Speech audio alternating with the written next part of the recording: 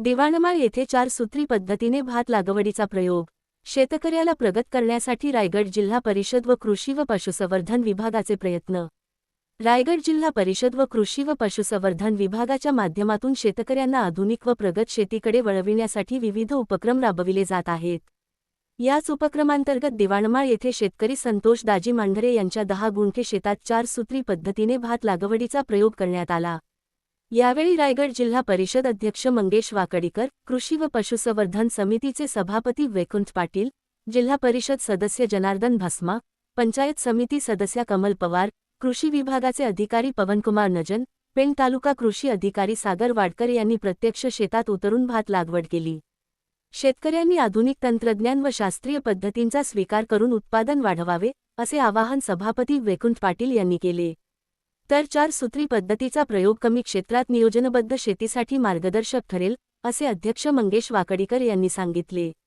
यावेळी मुख्य कार्यकारी अधिकारी नेहा भोसले, पंचायत समिती सभापती स्मिता पाटील, ग्रामसेविका नीलम म्हात्रे आणि संदीप तोंडिलकर यांच्यासह अधिकारी, पदाधिकारी व शेतकरी उपस्थित होते. रायगड जिल्हा हा शेती प्रधान जिल्हा आहे आणि सर्वसामान्य शेतकरी हा सुखावला पाहिजे आणि शेतकऱ्यांनी जे काम करायला पाहिजे ते प्रत्येकाने या ठिकाणी लोकप्रतिनिधी करावं, या हेतूनेच या ठिकाणी भात शेती लावणी कार्यक्रम कृषी विभागाच्या माध्यमातून या ठिकाणी आयोजित केलेला आहे.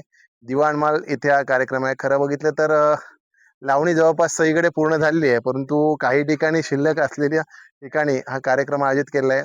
आपण बघतोय कृषी विभागाच्या माध्यमातून जे बियाणे आपण वाटप केलं, त्या बियाण्याच्या माध्यमातून जवळपास 7 ते 8 हजार शेतकऱ्यांना आपण त्या ठिकाणी लाभ दिलेला आहे.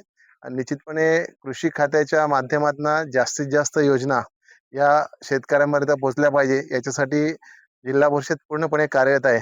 आज सन्माननीय जिल्हा परिषदचे अध्यक्ष मंगेश वाकडीकर साहेब आहेत, आमच्या मुख्य कार्यकारी अधिकारी नेहा भोसले मॅडम आहेत, या ठिकाणी सभापती आहेत, अन्य सर्व मंडळी आहे. आणि भारत हा कृषी प्रधान देश असून रायगड जिल्हा हे भाताचं कोठार म्हणून गेले अनेक वर्षापासून ओळखलं जातं. आणि मागच्या 2 महिन्यापूर्वी जुलैमध्ये ज्या पद्धतीची अतिवृष्टी झाली, त्यामुळे आपल्या शेतकऱ्यांच्यावर पुनर्पेरणीचं संकट आलं आणि त्या शेतकऱ्याच्या पाठीशी आपण ठामपणे उभं राहायला पाहिजे. यासाठी रायगड जिल्हा परिषदेच्या माध्यमातून हा आपण आज शेती लावण्याचा कार्यक्रम केला आहे आणि आधुनिक पद्धतीने चतुसूत्री पद्धतीने आपण ही शेती करतोय. आणि खऱ्या अर्थानं आज रायगड जिल्हा परिषदेच्या CO नेहा भोसले मॅडम, तसेच आमचे कृषी व पशु सभापती वैकुंठ पाटील, तसेच या पेण पंचायत समिती BDO आणि आम्ही सारी मंडळी इथे येऊन आज शेती लावण्याचा कार्यक्रम केला. याच्या मागे एकच उद्देश आहे की आम्ही शेतकऱ्याच्या पाठीशी ठामपणे उभे आहोत.